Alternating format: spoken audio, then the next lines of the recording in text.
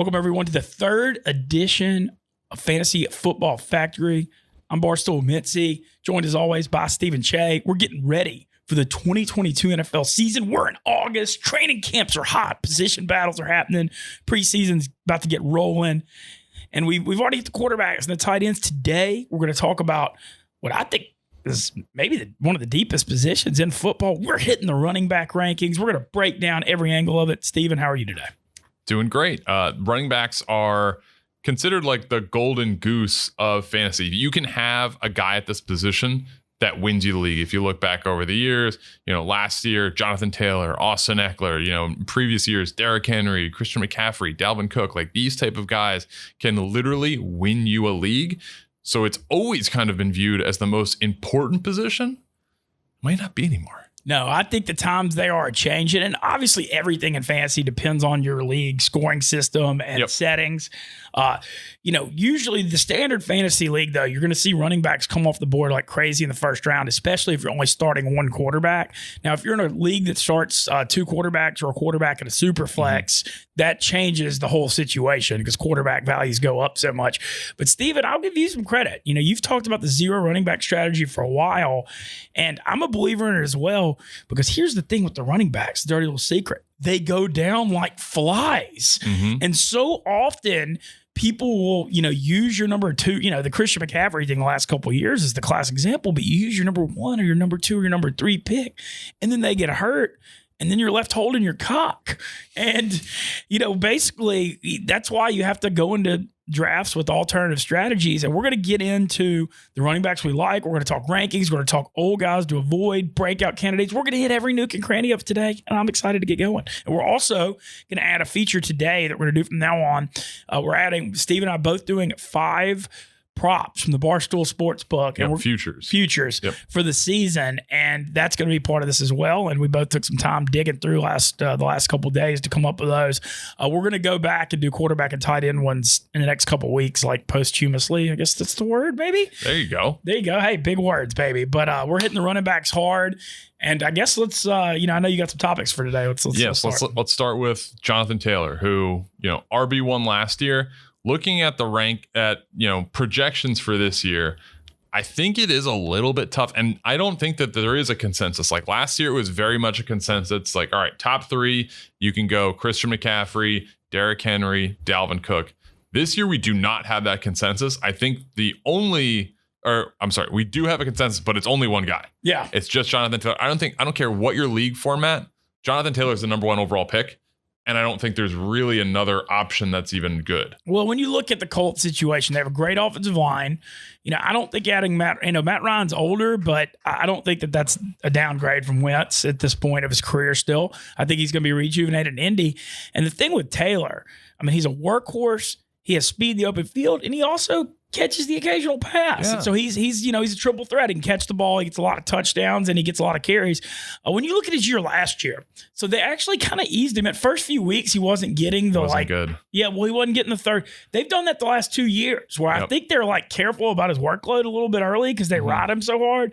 And it did feel like, the last couple of weeks, maybe he ran out of gas a little bit, but his body of work from week 4 to week 15 or 16 last year was just insane. Yeah, you look at his first 3 weeks, 17 carries, 56 yards, 15 carries, 51 yards, 10 carries, 64 yards, no touchdowns in any of these games. And it's is it time to push the panic button? But then all of a sudden he just rips off 100-yard game after 100-yard game. And it got to a point where he had 7 out of 8 games were 100-yard games. And that's just not historic, but we've seen similar things with Deuce McAllister back in the day. But we've seen This is a type of performance that's going to steady your ship, lead your fantasy team to success. And it's, great to see from a guy who's still young.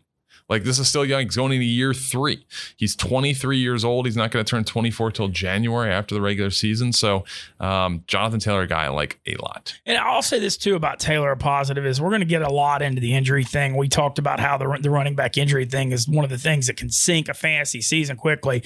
Taylor being 23, that physical big frame he's got. You never know who's going to get hurt and who isn't going to get hurt, but I'd feel better about taking him than some of the other options as far as the injury risk. Yeah, I think he's your safest guy, especially when you look at the backfield. in previous years, it's like, all right, Marlon Mack might be the guy. Marlon Mack is gone. He's in Houston. Yeah. It's and he's coming off the Achilles. Yes, it's Jonathan Taylor's show. 332 carries. I guess you could point to as, guys typically don't have great years after they have huge carry years, but he's a big guy and he's still really young. Like he's 5'10", 226. He's probably playing weight around like 230. I wouldn't be surprised. He is a guy that I think is the safest option regardless of league format with your number one. I agree. And if I had the number one pick, I would take him 100%. Yep. It's a run it up to the podium. That's the pick. Yeah. And but then when you get to number 2 is when it starts to get really interesting. Things get a little dicey, and your number 2 guy on your rankings, we both did a top 25 rankings for the show. We're going to go over throughout the show. We're going to, if you're watching this on YouTube, you're going to see the stats below and the rankings.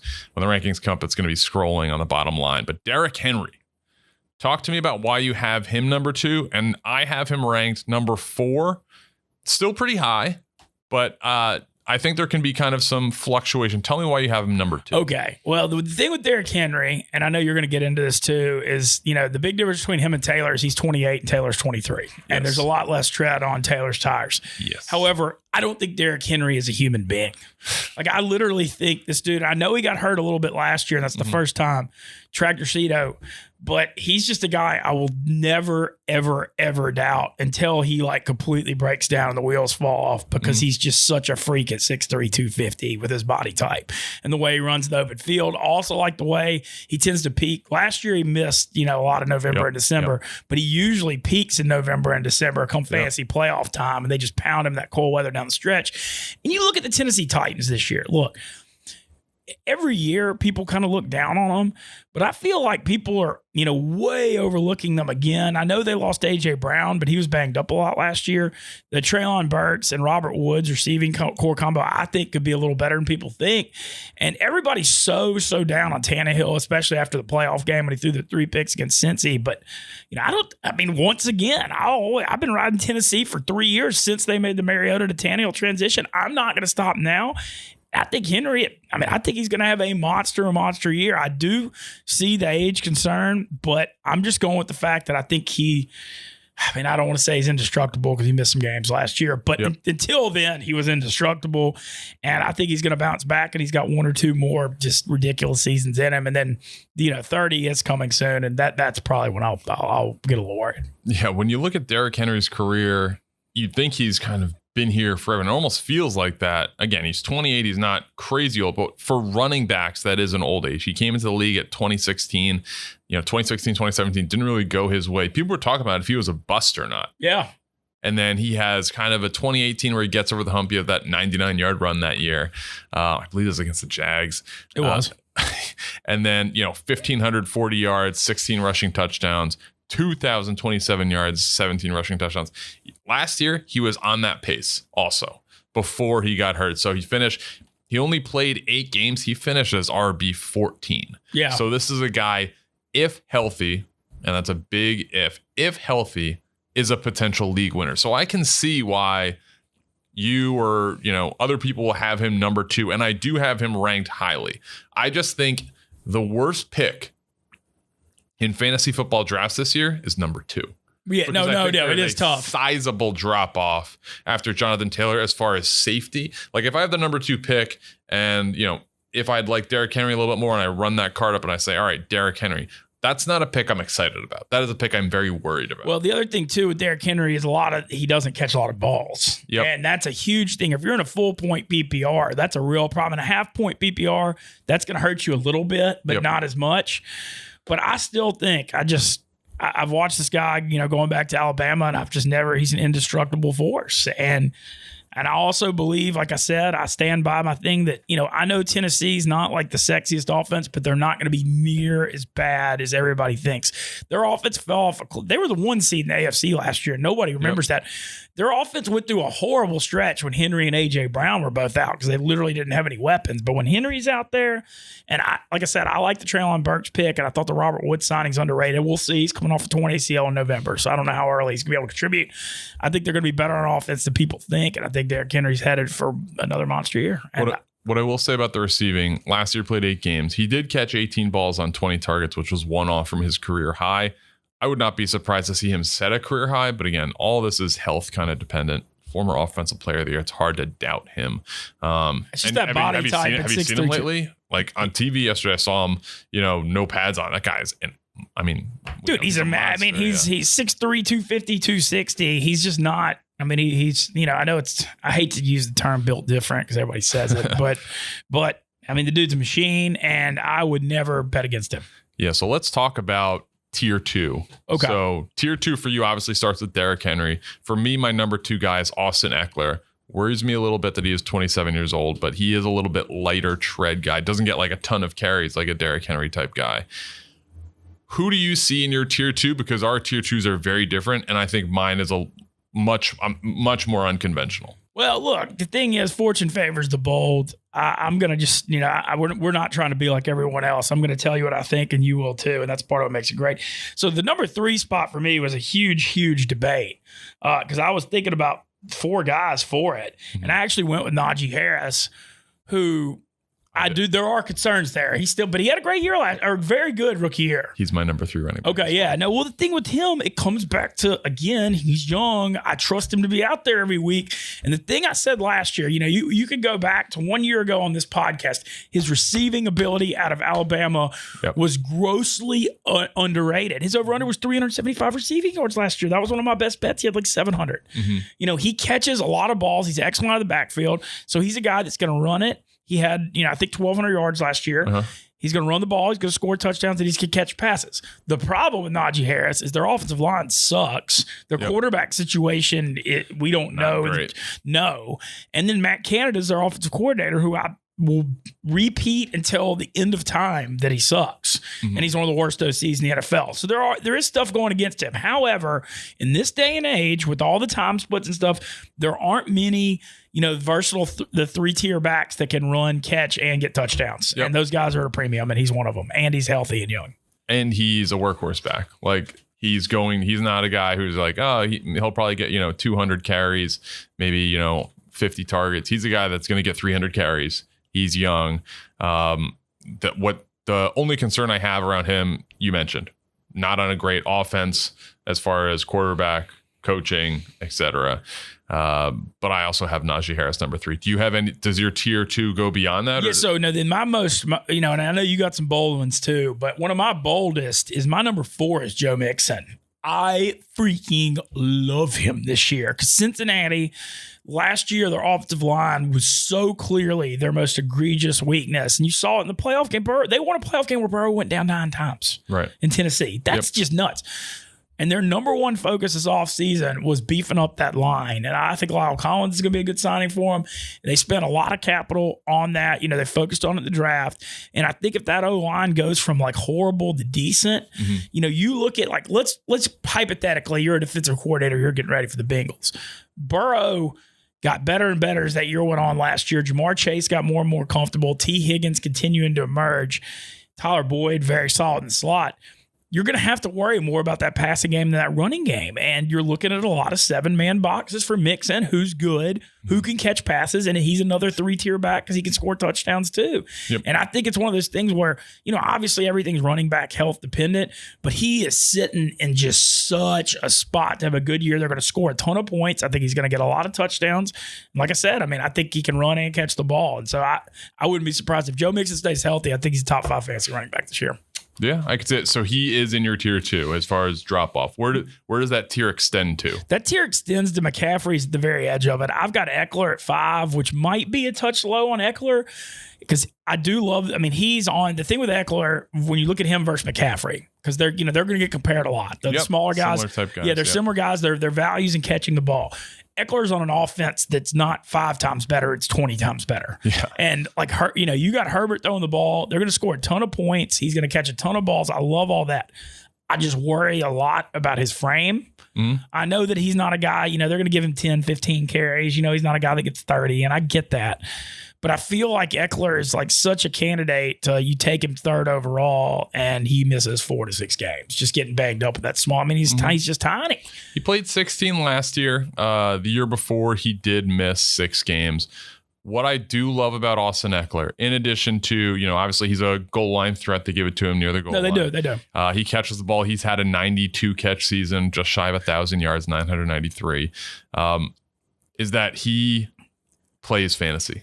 So he understands that people have him on their fantasy team. So he is invested in that aspect. A lot of guys, of course, and rightfully so, are going to be invested in the game of NFL football, and they care about their team winning. And they get really irritated when fantasy gets brought up. He does. Okay.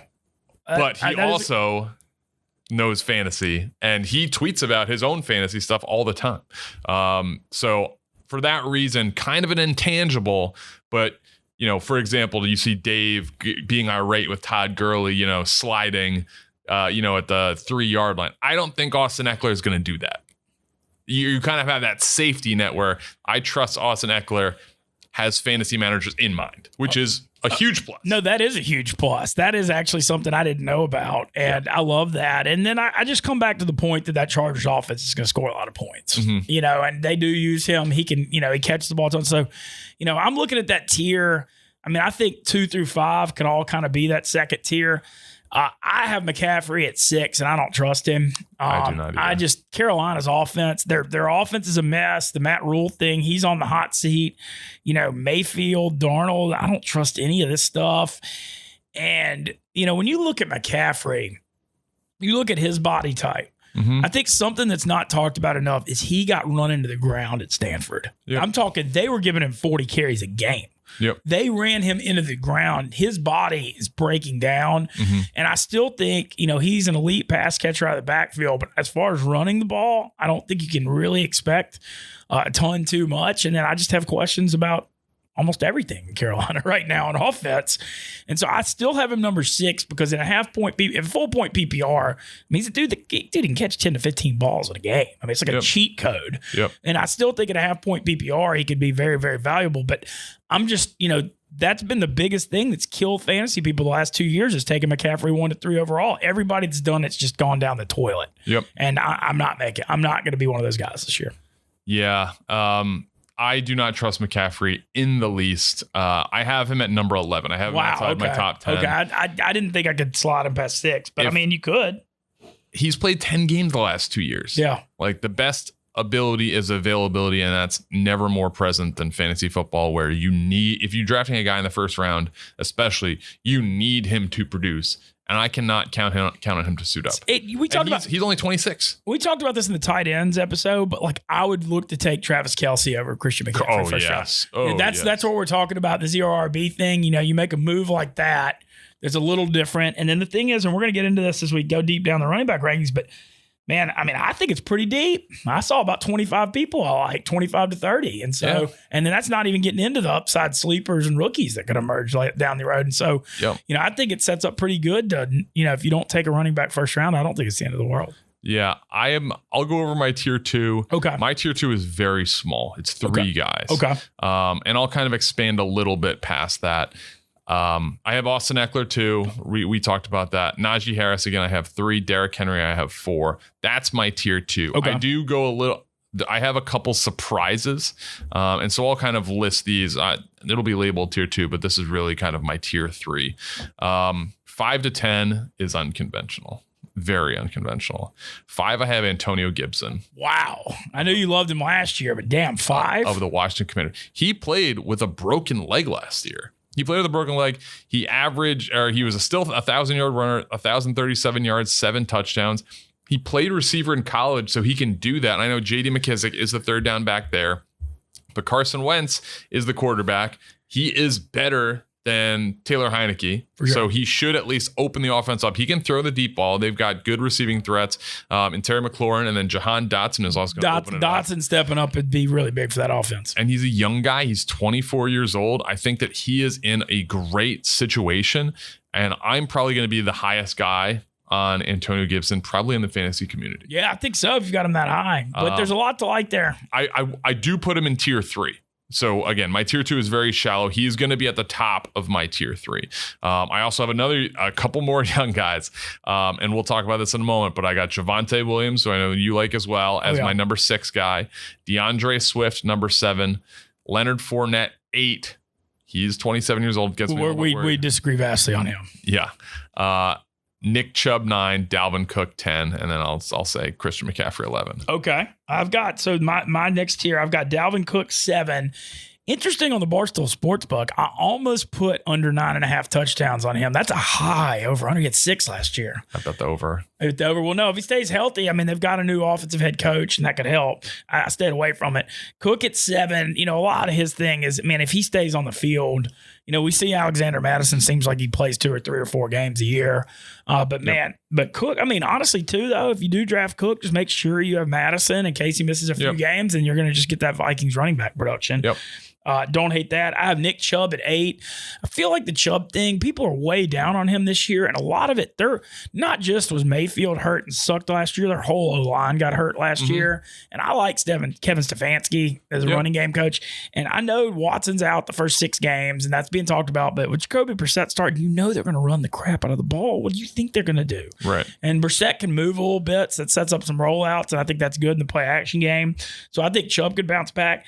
I have Alvin Kamara at 9, or Kamara at 9, and that's a tough debate because we don't know. So his hearing got moved back to September 29th yesterday. So I don't know if that means he's going to play the first few weeks until the hearing, and he could be looking at a mid-season suspension.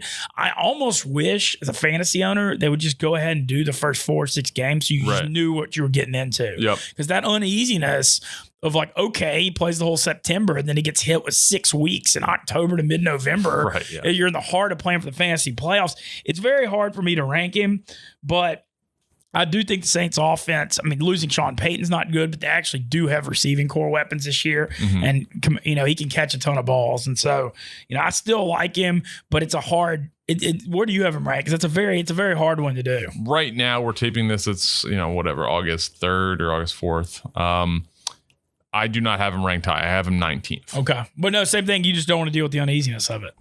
Yeah. And also, I'm honestly not as high on him just because he was the perfect running back for Drew Brees, and Drew Brees is not there anymore. That's right. He is not catching. Yeah, Winston doesn't. I mean, Brees checked down. Yeah. The last couple of years of his career. Right. More than most, we'll say. Yes. A known fact that's not talked about is Alvin Kamara has never rushed for over 950 yards. Yeah, no, his value's all on catching the ball. And then the thing is, his touchdown stuff's been all over the place his career. I mean, he had that 6 TD Christmas game against the Vikings, but then he had a year kind of like what happened to Mike Thomas a couple of years ago, where he had a high ankle sprain, like kind of just wipe out one of his years. Yep. So it's hard to read. I do think the Saints offense is going to be a lot more potent this year because of the receiving core actually having some weapons. But it's still real dicey on where. I mean, I'm not like in love. I have him 9th, but I'm not.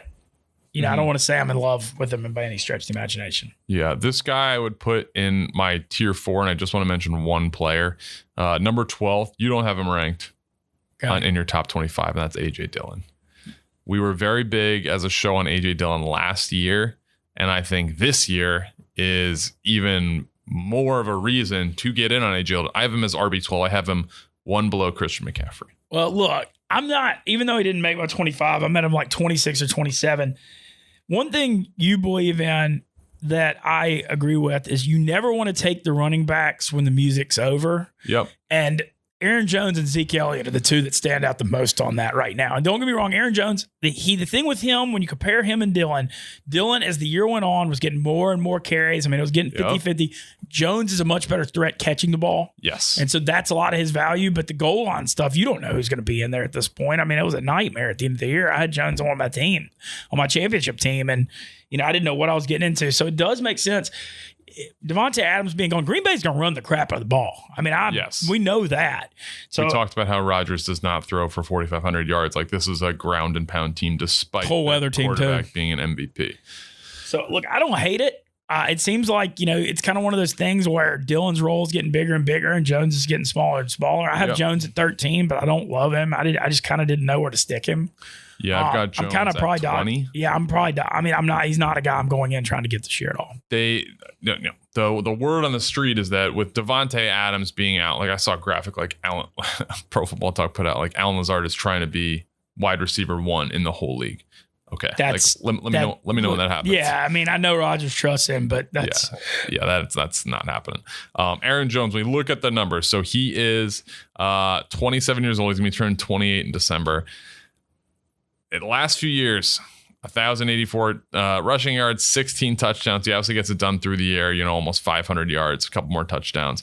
1,100 yards in 2020, 9 touchdowns. Not very nice year, 355 receiving yards. Last year, 799 rushing yards, 4 rushing touchdowns. He did contribute 52 catches for almost 400 yards, 6 touchdowns, which is good. They're talking about throwing the ball more to backs. Oh, I can see that. He technically would be that guy, but let me present the case for Mr. A.J. Dillon. This guy, 6 feet, almost 250 pounds. He's quadzilla. He's got the enormous quads. You think that he's going to be, just a straight ground and pound back? Not true. Last year, 37 targets, 36 grabs, 313 yards, 2 touchdowns receiving the ball. And he also had more rushing yards than Aaron Jones last year. 803 rushing yards, 5 touchdowns. He's going to be the guy to salt the game away. I think that A.J. Dillon is I don't want to say he's the top, but he is right around the top of the buy low guys. Like if he's not ranked in your top 25 running backs, I'm not saying, either of us is the definitive be all end all, but if we look at ADP, which is where he's going in the 60s. So he's going in early round 5 in most drafts, whether that be, and I'm looking at, PPR, he's going at about 64, half point PPR, he's going at around 61, standard, he's going at about 58. So this is a guy you can get in round 5. And I think based on my rankings, he can produce at a low RB1 level. Well, look, if he continues to get more and more carries, he's got the frame, as you mentioned. They're going to score points, with Aaron Rodgers. And they also, let's be real, they drafted him second round for a reason. They put a lot. That's how, a lot of people were scratching heads when they took him second round out of Boston College and didn't give Rodgers more receiving threats. Yep. And that was obviously for a reason. And then you look at Aaron Jones, another guy that, I know a lot of people don't remember his UTEP college career, but I used to actually cover Conference USA during that time. He was awesome, but he was on crappy teams, and he used to get 35, 40 carries a game too. That was all they did was give him the ball. Yep. And so, he's got a lot of tread on the tires for 27 years old. So one thing that we're obviously talking about running backs that are a little bit over the hill as far as age, looking at, and I'm not going to take credit for the study, but I actually was going to look into this, and I came across a study in a magazine I was reading, is that looking at the past 5 years, we're looking at the top 20 running backs in each of those years. So 100 total data points, you could say. Of those, there were only 9 that were 27 years or older. 9. Wow. And when we look at the guys up top, we got, Derrick Henry is 28. Dalvin Cook, 27. This worries me. Austin Eckler, 27. So this worries me with guys. Leonard Fournette, 27.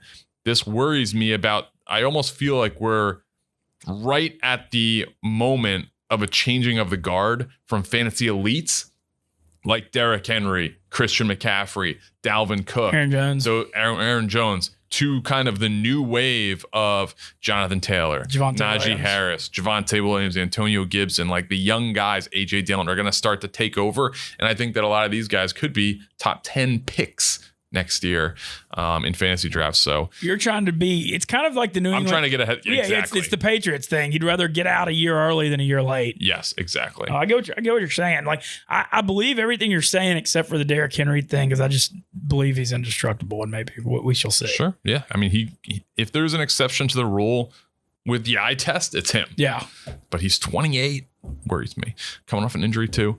All right. And we talked about, not only age, but the depth of this position. And you're saying, 25, 30 deep, the zero running back strategy. So this is something that I am claiming the invention of in 2009. I have the screenshots. I did not have a platform at that time, really, to get it out. I would like to know, what was your life like in 2009, Steven Cheah? 2009, I was playing probably about 30 plus hours of Madden a week. Sounds about right. I like it. Yeah, football all the time. I did just out of college. Yep, shout out to me. Yes, just out of college, living in the city. I lived at home for a year, played a lot of video games then. But yeah, I was football all the time. zero RB strategy. So it's looking at the value of the position. And this year, especially when we consensus, one guy tier 1, it's Jonathan Taylor. Everyone else, even if you take, Derrick Henry, there's questions. Taylor's the only one that you kind of look at and say there's no glaring question. Yep. The zero RB strategy is essentially diversifying yourself and playing against injuries. So historically, there have been strategies like Michael Fabiano came up with the Falk strategy, and I believe it was the year 2000, where you draft 3 running backs with your first 3 picks no matter what, because inevitably one of them is going to get hurt and miss games. So that way you have a starter level production at that number 2 RB spot, which had always been the most important. And at that time, there were bell cow backs. So you see guys with 20, 25 carries a game regularly. Now we don't see that as much. We're more, spread offenses. We got 4 wide receivers out all the time. So the strategy, a lot of third down backs now. Yeah. The strategy of the zero RB strategy is to not draft a running back early, wait till the mid rounds, and invest your early picks in safer guys that are probably going to be around for more of the season, such as wide receivers. Travis Kelce would be a good option for zero RB. 2 quarterback leagues, making sure you load up. Yep, exactly. So guys that are actually going to be on the field, and then diversifying. And this is especially a good strategy if you're in a PPR league, because you can get value late. Historically, there have been guys like James White or Giovanni Bernard or others that will just catch passes. And if a guy catches 5 passes for 50 yards in a PPR league, that's 10 points before he even runs a ball, which, for a third down back, maybe, 2 to 5 times a game. But if they rush for, 20 yards, catch 5 passes for 50 yards in a PPR, that's 12 points. That's as good as 120 rushing yards. So you can get those guys basically on waivers, late in the draft, things like that. It's basically maximizing the value. The farther away you get from PPR, the less effective this strategy is, just because running the ball, it's guaranteed touches. But for half point PPR, I like this. For PPR, I love this. And especially this year, I think we're kind of in agreement that the pool is so deep that you can really get value late. And another part of the zero RB strategy is if you trust your ability as an owner to man the waiver wire, the rookie, there's always running back injuries. Always. Yep. Are you in on the rookies that are stepping into those spots? Are you managing your waiver budget well? And a lot of times you can fix it through a big waiver claim or 2, week 7, week 8, and find a big guy. And I think that's another thing. But that, especially though, you reiterated, I've had a lot of leagues I've won where it's been half point PPR. And I've had I remember one year I won one with Chris Thompson when he was catching all the balls for the Redskins. Right. At the number 2 running back spot, you just get a dude that gets you 10 or 12 points every week that might, and you can win with that if you're elite at other positions. Last year, if you were listening to the show while we were going through week by week, after week 2, you heard us say it, Cordarrelle Patterson is an absolute must add. And he was tremendous, both, in most leagues, he's wide receiver and a running back. That's a great add. At the end of the year, Rashad Penny won people leagues because he was so explosive. I think he had 700 yards the last 4 weeks. Yeah, he went nuts. So these are guys that are available and can win leagues, and they're available on waivers. So as long as you spend your money responsibly with guys that can help you out in spot duty, but save for a big one, and just target, like Chris Thompson or guys that are going to catch balls. Like J.D. McKissick was even at that point. These guys that because they get 10 or 12 points. A guy I'm keeping my eye on too in a zero RB strategy, and he's ranked top 25 a lot of them, but Travis Etienne this year is. I know James Robinson's still there. So his Achilles though in December, so he's going to be out for a while. He's going to be banged up. But the thing with Etienne, man, he already has that chemistry with Lawrence, and they drafted him first round. I mean, he's going to catch a crap ton of balls. I mean, I think he's a guy that'll have 15, 17 carries and catch a ton of passes. He's an example of a guy. If he's my number 2 running back, I'm feeling fine going in. Yeah. So let's go through that kind of rankings, and we can point out guys that are good for zero RB. So we kind of both went through, for the most part, our top 10 or so. Who are some guys that stand out to you? And we're obviously different on Antonio Gibson, who you have 16. I have 5. You like it, DeAndre Swift more than I do, but I do have him 11. Yep, I have him 7. So yeah, fair. He was a guy who was banged up a lot last year and still produced. He's young, if he can stay healthy, and I'm kind of giving him the benefit of the doubt due to his age, whereas guys like Derrick Henry, Austin Eckler, I'm not as much giving the benefit of the doubt to. due to their age, or I should probably say Dalvin Cook instead of Eckler. But we both, I can see him being I don't want to say a league winner. I have DeAndre Swift 7th, but I think he can be a big time RB1, assuming health. Yeah, another one I like David Montgomery a ton this year, and I think there was really value there because people just see that Bears offense and stick up their nose and say I want nothing to do with it. And you look at their pass catchers. I mean, Darnell Mooney was a 5th round pick out of Tulane last year, and he's their number 1 guy. So there's Cole Kmet, I guess. But the thing is, dirty little secret of fantasy, when you've got a quarterback that has that rushing ability, it always helps the running backs, and Fields can run. And I think Montgomery, I'm not saying he's like a top RB1, but I could see a season where he has 1,000, 1,200 yards and 10 touchdowns. I think that's very possible. I think it was like 2 years ago he finished as RB4. Yeah, so he came on down the stretch, and I just think that they're going to continue to be more and more of a running offense. Getting Matt Nagy out of there just can't be bad. Yeah. I just don't see how it can be bad. Yeah, I have Montgomery as RB16, but it would not surprise me at all if he's like a top 10 running back or top 8 running back when the fantasy season's said and done. One guy, in addition to A.J. Dillon, one guy we see pretty differently on is a rookie in New York, a guy I like a lot, Breece Hall. Okay, yeah, I'm not buying in on him as much because I got to still see what happens with Michael Carter, and I know he's more third down, but the rookie thing, maybe he comes on second half, but I don't know. Rookie running backs are a good play for zero RB strategy if you decide to go that route, just because you can get those guys generally later, and they will likely produce in some manner just because the team's going to try and showcase what they can do. Breece Hall, 2nd round pick. What I look at, they are a Kyle Shanahan offense. They LaFleur, those see. Yep. LaFleur's brother. Yep. Green Bay coach's brothers, those see. Yep. So they're going to run the ball. Michael Carter did have a good season last year, but he's an undersized back, and even coming into the league, they're like, this guy's going to be like a 3rd down guy, and I think he would be great in that role. Breece Hall, though, is kind of a bell cow. He's like 225 pounds, 6 feet. Like, he's a guy that you can feed the ball to 20 plus times a game, especially as a rookie. And I think he's new. And I'm also very big on the Jets this year. So I really like Breece Hall. I have him 17th. Okay. His ADP though, and even in half point PPR is 48. In regular ADP, it's 40. It's 41. Well, he's getting. I'm one of the only people that didn't have him valued high. I'm seeing him really, really high on the rankings. I'm taking a little bit more of a wait and see approach, but I'm not like a hater on him or anything. Breece Hall, I put in a bet for Rookie of the Year very early on him. Okay. I want to debate this Leonard Fournette thing with you because you're high on him and I am not. Yep. So I have him at 8. You have him at 17. What is the reason for him being 17? I'm just going back to his I've been following Fournette since he was in St. Augustine in New Orleans and his whole career at LSU, and they're just warning signs on this year with him just getting paid and showing up bigger. Like, I just have a lot of questions. He had 812 yards last year. It seemed like he had a bigger year than he did. I'm not saying his over-under this year 750.5, and I was looking at under a little bit. But I feel like Fournette very likely to play, we'll say 11 or 12 games this year. I think, and Tampa's going to be careful. And I think Tampa's, playoff team, really good. I'm not trying to hate on him. I think they're going to be careful with him. And I just also, you look at Fournette, he had attitude problems in Jacksonville. He had some in LSU.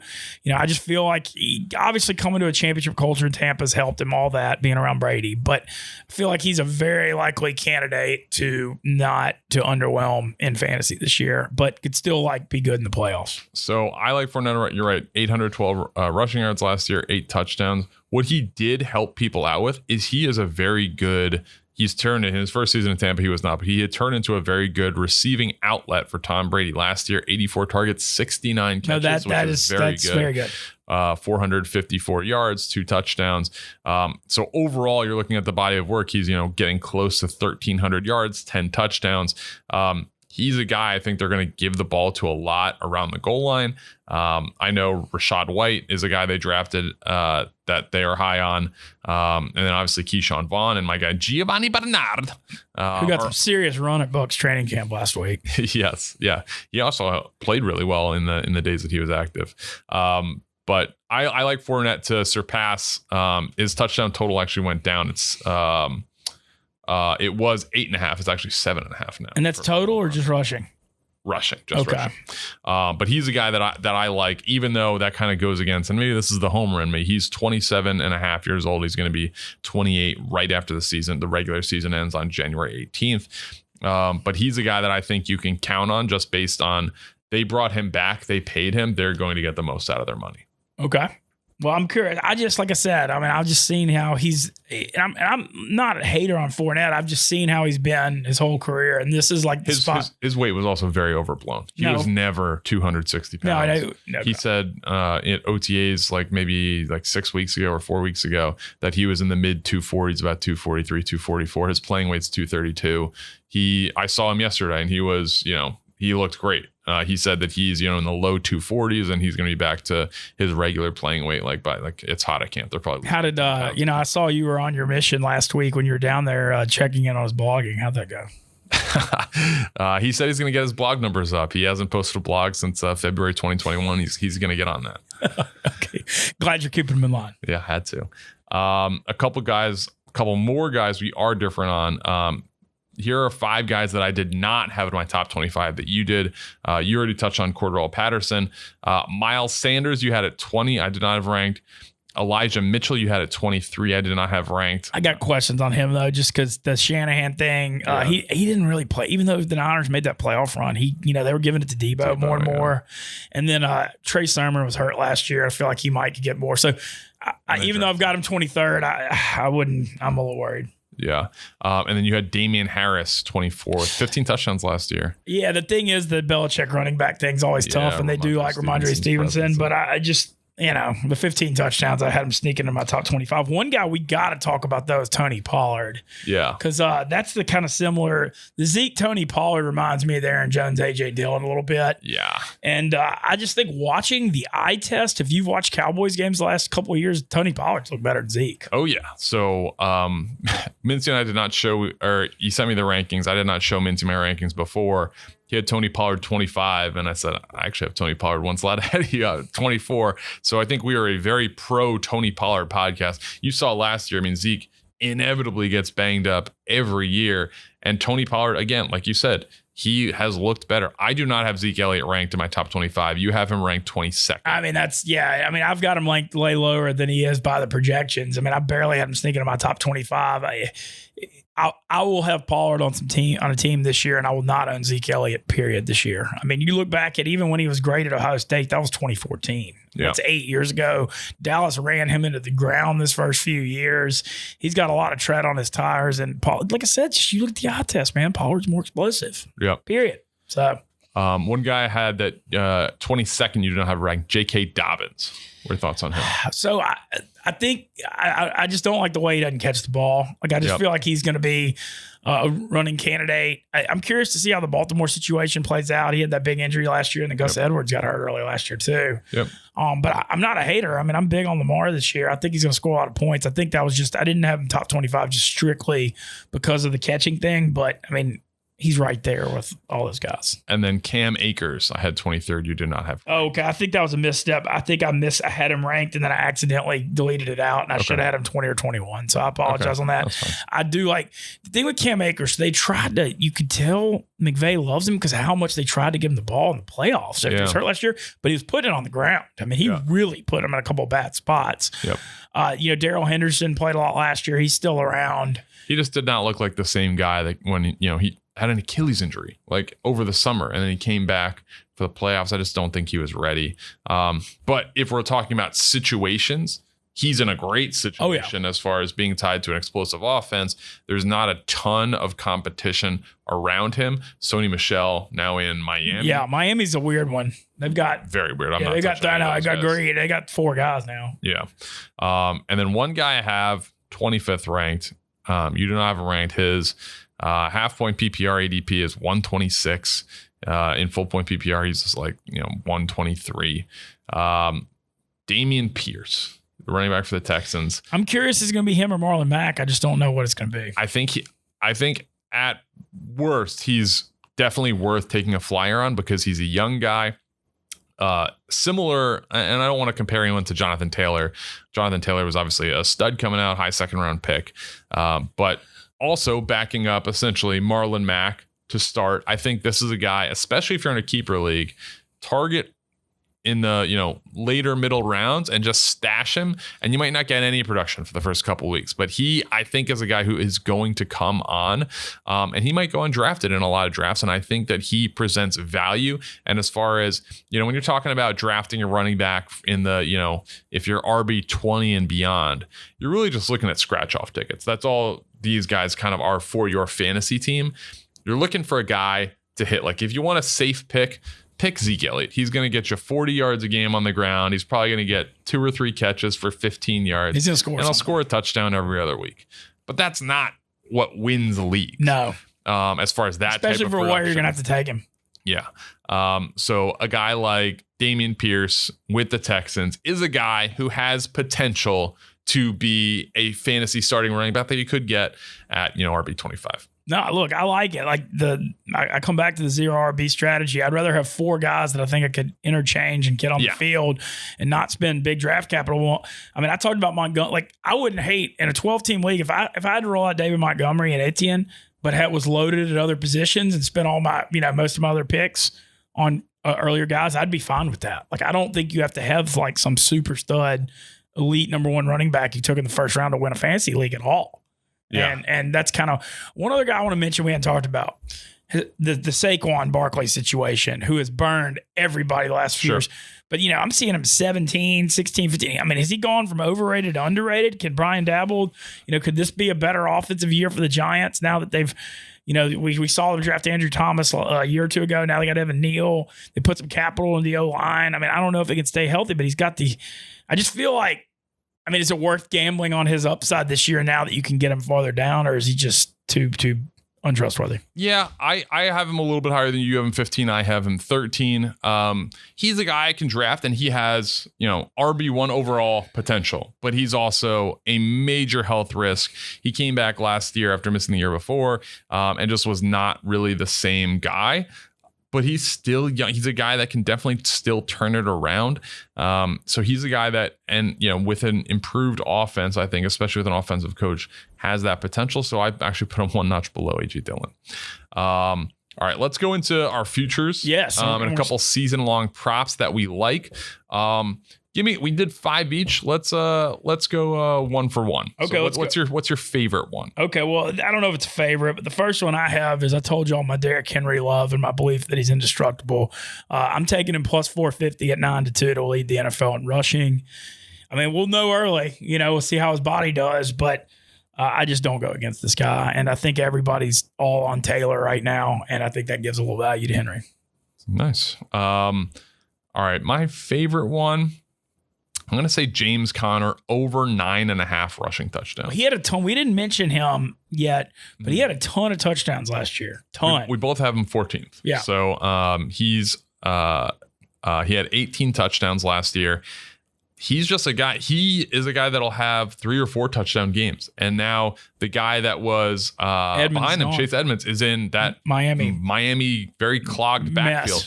And they re-signed James Conner. He's not a guy that, as far as yardage, he's not going to be a 2,000-yard rusher. But he's a guy that near the goal line, especially with Kyler, big contract. Kyler's going to score some rushing touchdowns too. But James Conner is going to be the bell cow there. 9.5 rushing touchdowns seems low after 18 touchdowns the year before. I think most of those were rushing touchdowns. Okay. My second one, and this is a lot of it has to do with the odds you get on the sports book. This next one's plus 115. This is part of why I took it, but I've got David Montgomery over 7.5 rushing touchdowns. Okay. I know the Bears offense is not going to be like the most prolific, so that does give you a little bit of a pause, but I think the Fields running thing, like I said, is going to help him have a good year, and I think he's going to be solid. I think he's looking for a 9 or 10 touchdown year, and I like the plus 1. I wouldn't take this at minus 130, but at plus 115 at plus money, that's part of my logic. I like Leonard Fournette. We discussed over 7.5 rushing touchdowns, minus 134 in the Barstool Sportsbook. We talked about that one already, so we can go on to that. Well, I've got under 750.5 rushing yards on Fournette, so we've got 2. They're not the same bet. Exactly. No, they're not. Because Fournette will get pounded at the goal, will get a lot of carries at the goal line, and then he also could catch balls. So I'm specifically going, and I don't know what would you set an over under on games Fournette plays this year. I think like 11.5. I'm hammering the over, but okay. that kind of goes against my logic. So maybe that's the homer in me. Antonio Gibson over 835.5 rushing yards. That is really. How many do you have last year? You rushed for over 1,000 on a broken leg. Yeah, I was looking at that last night, and I knew you had it already because you'd said it, so I didn't want to mooch it, but I love that one as well. Yep. 1,037 yards. I'm trying to make an effort this year. Like, last year as we did the game props and stuff, no one likes betting unders because you're like betting on nothing to happen. But I feel like a lot of times there's value in unders. And so I'm making a conscious effort to make, because last year I remember every week of props, like, I like this over, I like this over, I like this over. So I'm trying to go a little contrarian to balance it. And I'm doing that on Devin Singletary at 775.5. Okay. I think he's like a solid guy. I just don't think he's spectacular in any way. They got James Cook out of Georgia, rookie. Yep. I think he's going to get more carries. I know Zach Moss really, really disappointed me the last couple of years. I kept really wanting him to break out because he was so good at Utah, but it never happened. But I don't know. I think Singletary, it's 775.5. I think he's heading for 600 or 700. He's a solid guy. He's just not a guy that blows me away at all. Yep. Speaking of unders, I got Christian McCaffrey under 880.5 rushing yards. He's got to be on the field to do it. And even when he is on the field, he's not blowing it out of the water like his last two 16-game seasons. 1387, he does blow it out of the water there. But then 1098, yeah, he's over it. But he played 16 games. And that's, with what I would assume is going to be better offense than what he has right now. So I am on Christian McCaffrey's under rushing yards. Receiver, great threat. Running and injury combo. Yeah. No, I like that too. That was another one. So we sent each other our plays last night, and I looked at that one and nodded in agreement. My next one, I've got over 1,075.5 on Joe Mixon. Okay. And I talked about why I liked him so much. Obviously, anytime you're betting over, when it's over 1,000 yards, the health thing always, you're concerned. But I do think he's a pretty healthy guy for the most part. I mean, he has got nicked up that plays the running back position. Yep. But I just come back to my point I made earlier about him. I mean, if you're game planning for Cincinnati, now that their O-line's improved, you're terrified of Jamar Chase, Higgins, Tyler Boyd, and Burrow in the passing game. Yep. Mixon's going to be facing a lot of 7-man boxes. And then another thing, I mean, you saw how they played last year. They're not afraid to pound the ball. Yep. If that's what the defense is giving you. I remember there were some games where Burrow didn't throw it a ton. Yep. And so I think if he stays healthy, monster year. All right. And then my last one is Javonte Pookie Williams over 945.5 rushing yards. He had 903 last year. Him and Melvin Gordon both had 203 carries. I know Russell Wilson's there. They're probably going to throw it more, but I think the pendulum is going to score more points too. The pendulum is going to start swinging heavily in Javonte Williams' favor as opposed to Melvin Gordon, who I believe is 29 years old. So I like Javonte Williams to run the ball all over the National Football League this year. No, look, he had that stat coming out of college, most broken tackles, and he showed it again last year. I remember what he did to KC in that Sunday night game. Yeah. I mean, late in the year, that was so impressive. I'm not doubting him. We hit the FFF parlay on that one. All right, so that's all really we got for the running back preview. This has been a lot of fun. We got wide receivers coming up next. We're going to do defenses as well. So this has been great, Mintzy. Yeah, and shout out to Richie too, doing a great job. Richie really helping us out. Really appreciate him helping us with the clips. Follow at FF Pod on Instagram and Twitter. I reiterate, the Instagram's real close to 10K. That'd be a good number to get across. Let's get there, boys.